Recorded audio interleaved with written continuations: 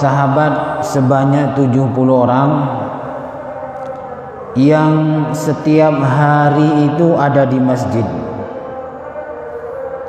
tidak pernah pulang, selalu ibadah di masjid, belajar mengajar di masjid, pokoknya tak boleh mulai dari masjid.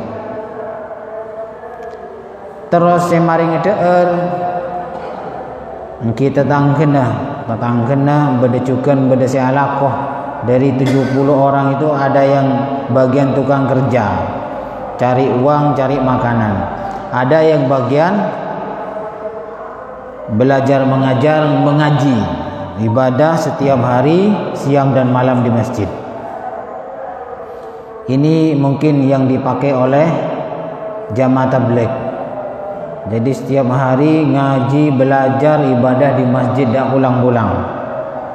Sampai kadang pindah-pindah ke daerah lain, itu sampai 4 bulan, 6 bulan, insya Allah mengambil hadis dari ini. Kita sebagai orang Islam terserah ya, mau pilih hadis yang mana. Yang ini boleh, yang selainnya ini juga boleh. Yang penting kita itu tidak mengganggu keamanan dan ketertiban orang lain. Jadi memang dahulu itu ada namanya sahabat Ahlus Suffah. Ahlus Suffah itu sahabat yang selalu ada di serambi masjid, berdeneng neng teras masjid, belajar, mengajar, kemudian ibadah setiap hari di situ. Semaring ngeder kebutuhannya, ada tetangganya, ada juga temannya yang mencari kayu kemudian dijual di pasar. Tapi kalau di Indonesia insya Allah dakwah model seperti ini kurang banyak peminatnya, tak pati bedah. Tapi umpama bedah insya Allah ketika golongna jamaah tabligh. Kalau kita cukup seperti dakwahnya orang NU atau orang Muhammadiyah. Entar ke masjid mentepak apa jengah, entar ke masjid mentepak beda acara. Sama-sama tidak apa-apa, yang penting tidak mengganggu orang lain. Sekarang hadis yang ke-33. Wa anhu, dari Anas radhiyallahu anhu.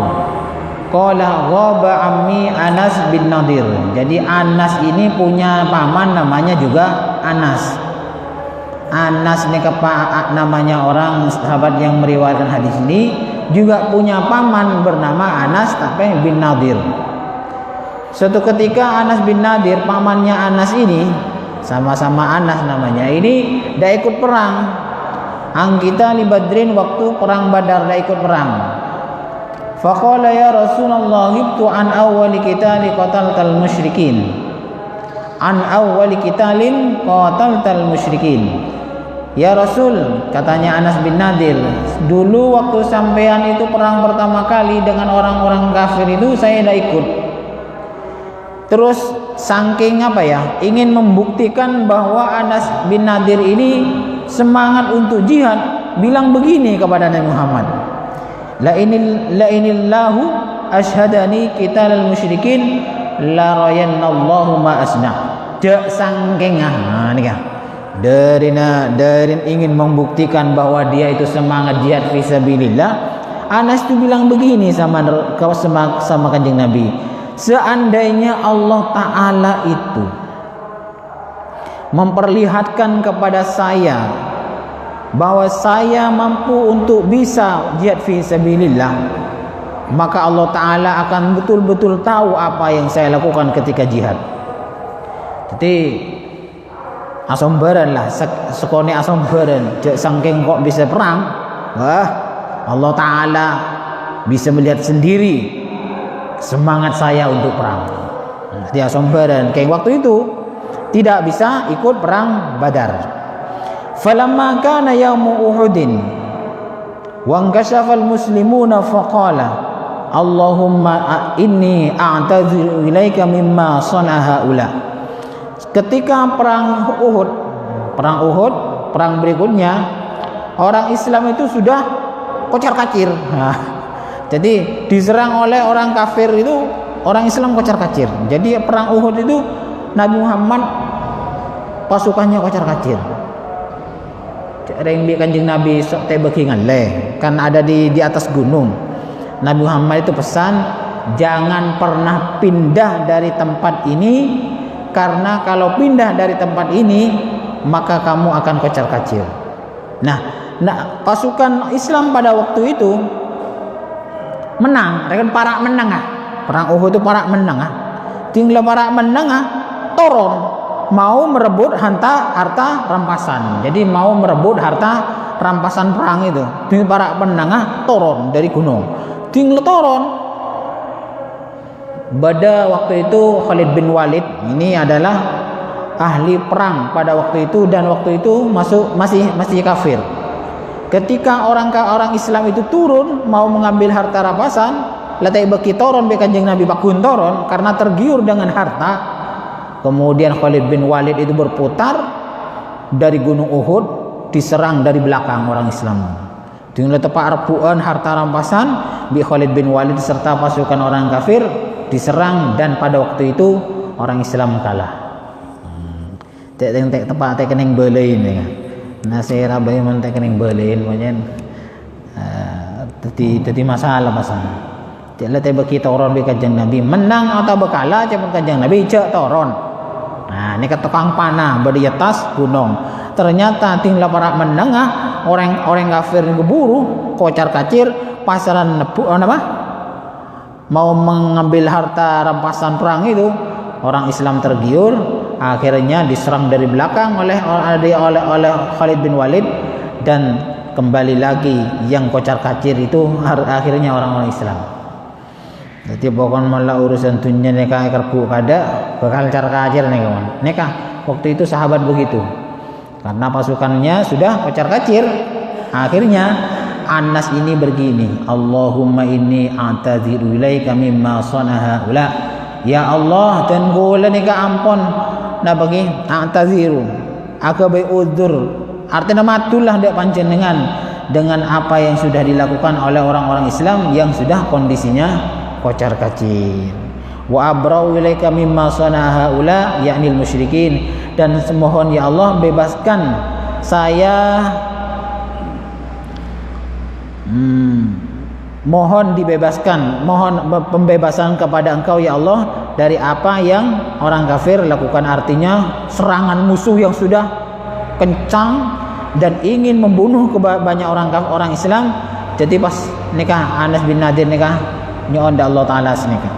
Dan ternyata pada waktu itu Anas bin Nadir ini semangat perang, tinggal semangat perang, memberi semangat kepada orang Islam itu begini, al jannatu warabbun nadir ini ajidu riha duna uhudin. Pas ngucap dan Anas bin Nadir nih kan, tinggal pasukan Islam lecar kacir suarga yang leberdina engkau ngeding bau na suarga neng perang Uhud. Jadi lah bagi mon orang le iman lagi pas ngiding baun suarga tepak perang. Mentah iman kan enten ngiding baun kentok sih dewasa. Boda perjuangan ngiding baun kentok, boda perjuangan ngiding baun rokok. Ngiding baun nasi, ngiding baun kopi. Jadi tak ngiding baun suarga sekali. Tapi kalau orang beriman dia pas ngiding baun suarga. Nah setelah begini akhirnya Anas bin Nadir ini terbunuh, dan ditemukan di tubuhnya itu ada sekitar 80 pukulan pakai pedang, ada tusukan pakai pedang, ada yang kena panah dan ada yang kena tombak. Jadi cal-cal lah monggo orang Indonesia ini kan Anas bin Nadir ini pas cal-cal. Badu belum kolo loka keneng pedang, keneng panah, keneng tombak dan lain sebagainya. Wa wajadnahu qad qutila, akhirnya Anas bin Nadir ini terbunuh. Wa massala bil musyrikun etacca bi orang musyrik. Nah, mon perjuangan ngane kan insyaallah pikir-pikiran ya. Mon tak pati iman. Tak usah berjuang urusan mati, urusan tak sampai urusan mati nih kadang gue leban panjenengan ini berat. Perjuangan neng biasa apa berat. Kerja bakti termasuk perjuangan. Kerja bakti pentain sombengan ini termasuk perjuangan. Ini kadang ki berat. Karena apa? Karena pancen letak pada iman ke. Ini Anas bin Nadir nih kan sampai caca sampai ancor. Mentah iman, tidak apa ini kau. Mentah iman, tidak apa, cuma perjuangan dia kuruna begitu. Ini kalau yang imannya ke. Kan wala tak pate kenceng ke perjuangan berarti ini tak pate iman, tak pate pertaja.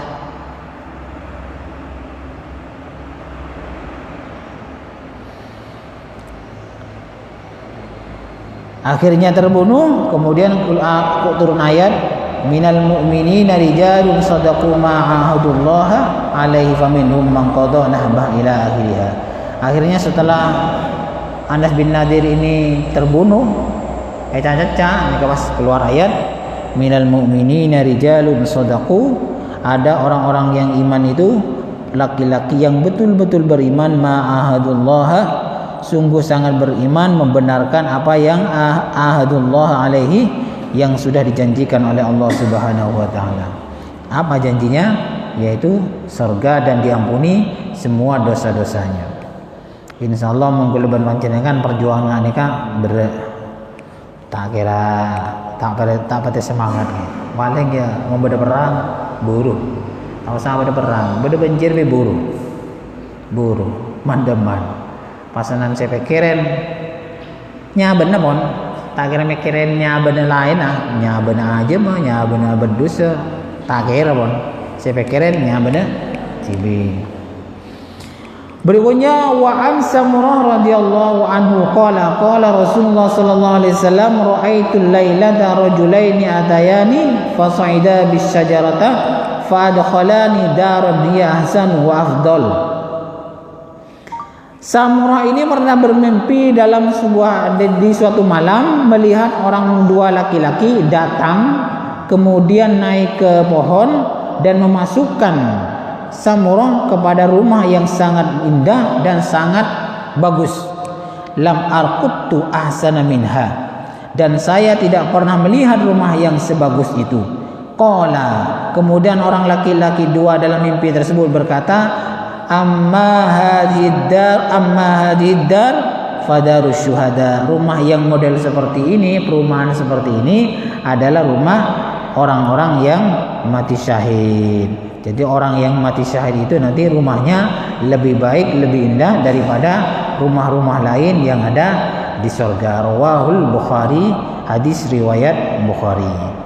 Jadi rumah yang paling indah nanti orang-orang syuhada, mati syuhada, orang yang mati syahid. Orang yang mati syahid ketika jihad fi sabilillah, tapi mati syahid dalam kondisi jihad benar dalam kondisi ngebom. Kalau ngebom itu bukan jihad, itu bukan jihad yang dimaksudkan di sini. Nabi Muhammad saja kalau perang tidak memulai dulu, tapi menunggu orang kafir menyerang dulu. Kalau baru orang kafir menyerang, baru orang Islam itu melayani serangannya. Tidak pernah orang Islam itu menyerang dulu kepada orang-orang kafir. Berikutnya wa an Anas radhiyallahu anhu anna Ummar Rabi' bintal Barra wa hiya Ummu Harithah ibnu Suraqah atatin Nabiy sallallahu alaihi wasallam faqalat. Jadi badannya orang nyaman Ummu Rabi'. Ummu Rabi' ini kan embun Harisah. Ndik nyamanah Harisah, endi potra namanya Harisah.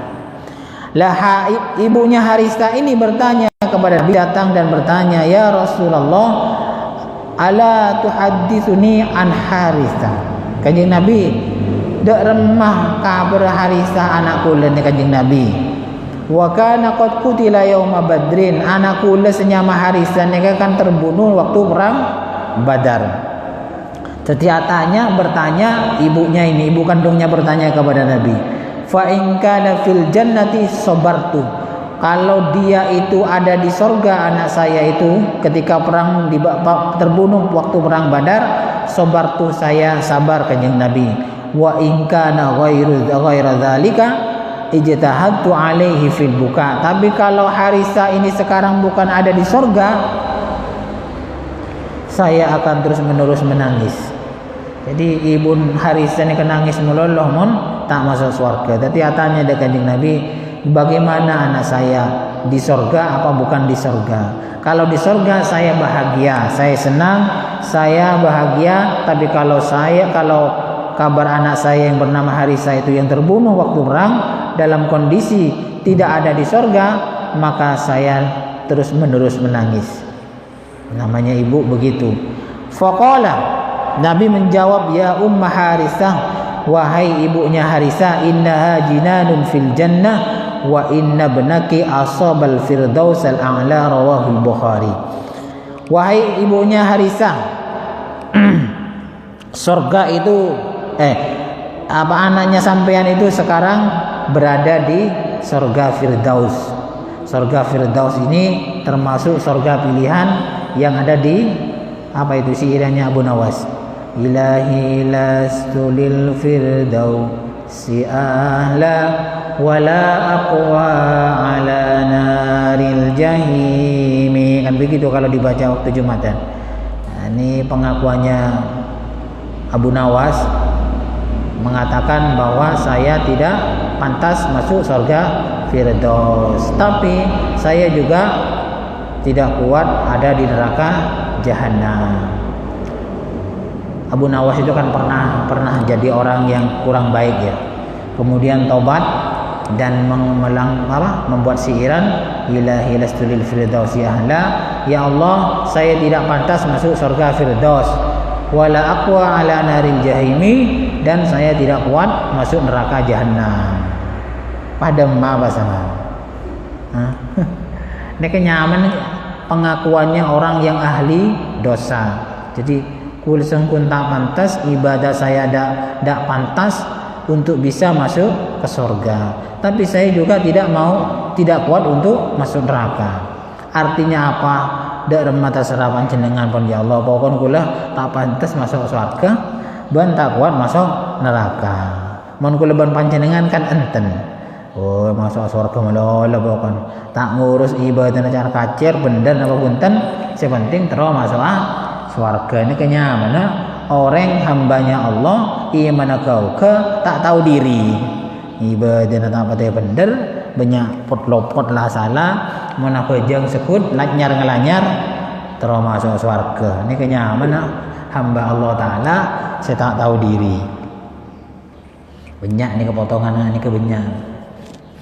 Ibadah tak apa bener, terus masuk surga. Pelan di orang dalam orang.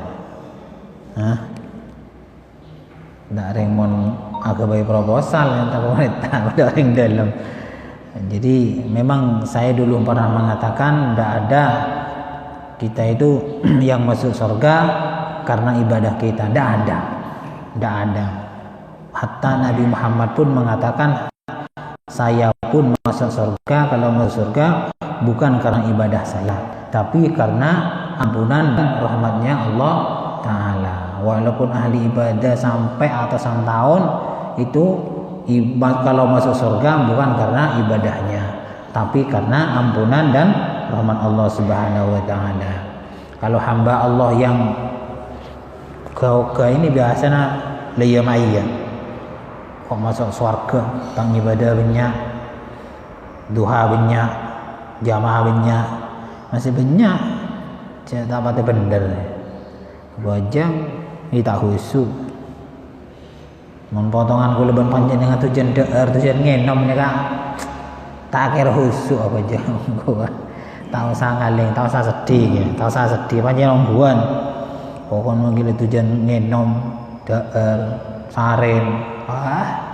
Tak kira khusyuk apa jang. Paling benyan elang, benyan nyar ngalanyar. Bah ngocah masuk surga. Surga kan enak. Jadi yang benar itu bagaimana? Mengakui kekurangan kita, mohon ampun kepada Allah. king pakun king Abu Nawas ini kah tak pantas masuk surga tapi tak kuat masuk neraka. Mon Rabi'ah Al-Adawiyah lain boleh. Rabi'ah Al-Adawiyah ini kan wali perempuan mengatakan begini, kalau saya ibadah kepada engkau ya Allah karena saya ingin masuk surga, maka sekarang juga surga itu dibakar. Jadi mau natu Allah Ta'ala aduan seneka ya Allah cepon Rabi'ah Al-Adawiyah, kalau saya ini ibadah karena ingin masuk surga, maka surga bakar sekarang juga. Berarti ibadah bukan lillahi ta'ala karena terus masuk surga. Padahal surga bi Allah Ta'ala ini kan lebih tinggi derajatnya Allah Ta'ala. Jadi kalau tujuannya ibadah itu ingin masuk surga, berarti dia bukan betul-betul ikhlas menyembah Allah Ta'ala. Ini kan Rabi'ah Al-Adawiyah. Kalau saya beribadah ikut perintahmu ya Allah, jawab Rabi'ah Al-Adawiyah, karena saya ini takut neraka, masukkan saya ke neraka sekarang juga. Jadi kalau ibadah takut ke neraka, jawab Rabi'ah Al-Adawiyah, masukkan saya ke neraka sekarang juga. Jadi intinya bagaimana? Yang paling baik itu intinya apa? Beribadah itu bukan karena ingin surga, juga tidak takut kepada neraka. Apa yang ini cari? Ridha Allah Ta'ala. Pohon seneka. Ini namanya hamba Allah yang betul-betul ikhlas, tulus mencari ridhonya Allah Ta'ala. Kalau kita ini kebanyakan ibadahnya itu seperti orang dagang. Orang dagang itu kan begini, ingin oleh bote melolong. Tanyaki, ojeng dua, genjerna apa? Dia apa tanya genjeran? Ini kan ingat orang dagang. Tanya bote, bote apa? Nah, ini. Bojong, kenapa bote? Nah, malah tak masuk neraka. Nah, ini niat kita itu begitu.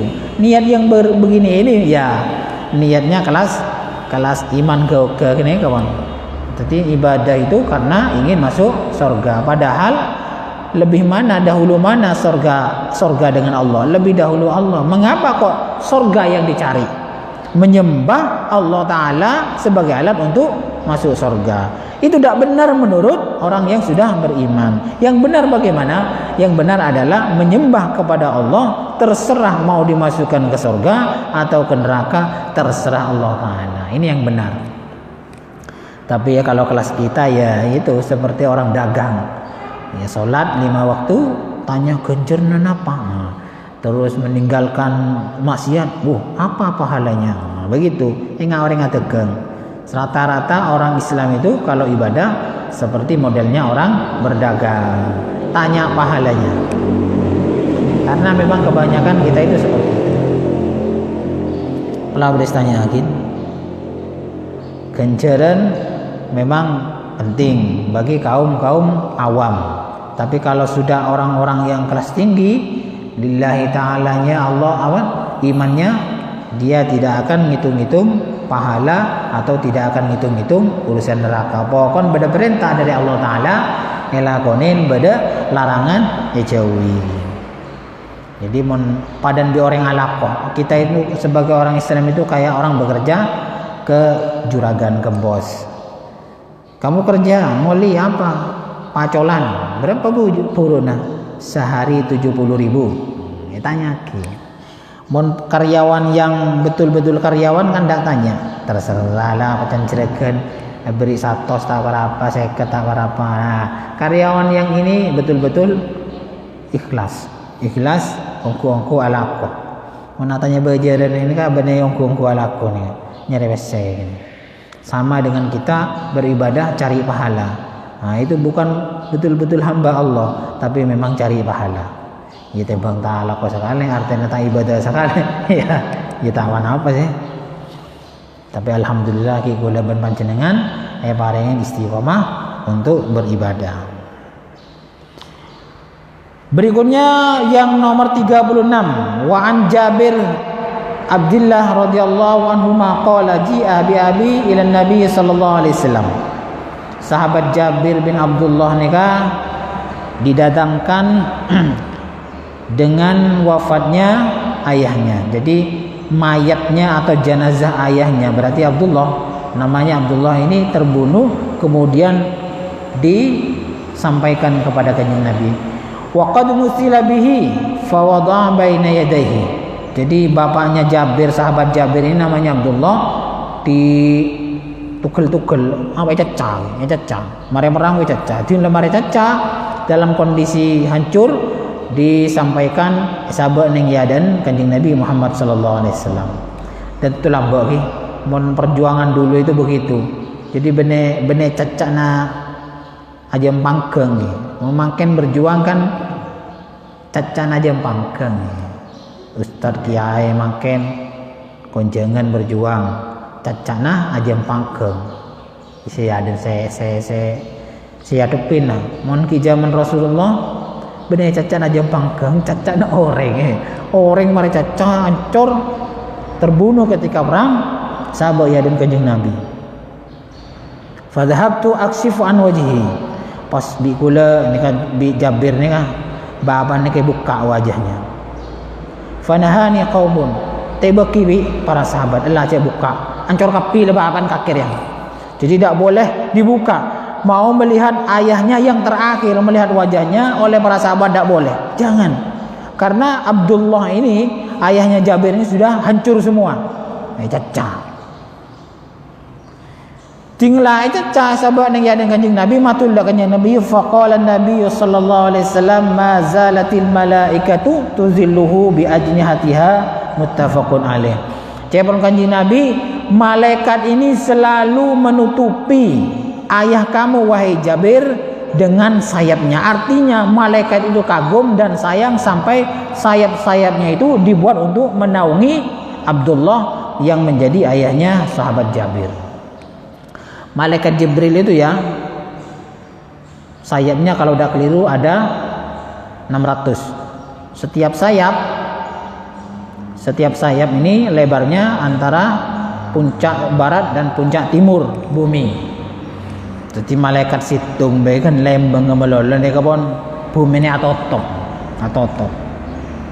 Makanya aku leban panjenengan makhluk yang paling kecil 600 terus satu sayap saja bisa menutupi bumi mulai barat sampai ke timur situng.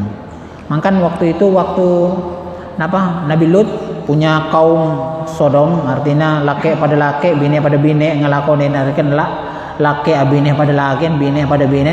Nek bi malaikat Jibril kune congke bi lembeng sakone bumi nasa. Lalik tu polik bumi leng. Padahal malaikat Jibril punya sayap sekitar 600. Jadi Allah Taala itu Amalik bumi ini kata tak repot sekali. Ada yang mengatakan juga kalau tak salah di kitab Daqaiqul Akhbar itu malaikat Jibril itu umpamanya air laut dituangkan ke kepalanya, air laut salam dunia itu tidak sampai menetes ya. Jadi neng seran malaikat Jibril tak sampai netes. Kun becah itu. Aing tasik salam dunia. Artinya apa? Allah Ta'ala itu mempunyai malaikat seperti itu. Padahal malaikat Jibril mempunyai ribuan malaikat, dan di bawah ribuan malaikat punya anak buah lagi ribuan lagi.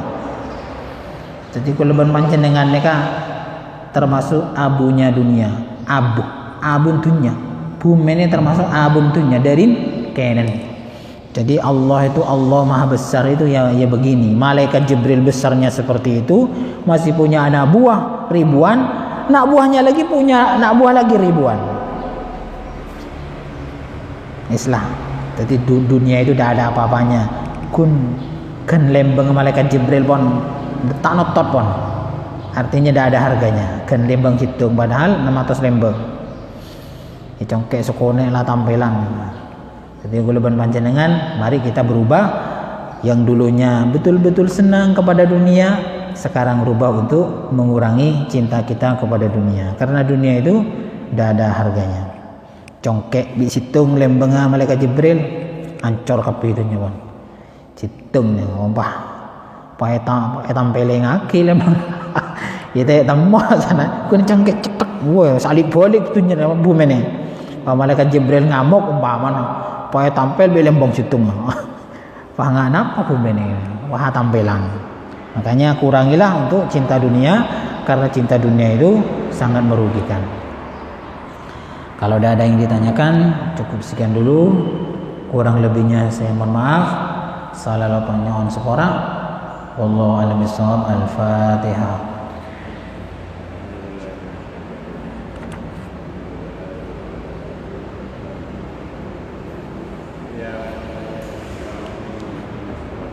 Assalamualaikum.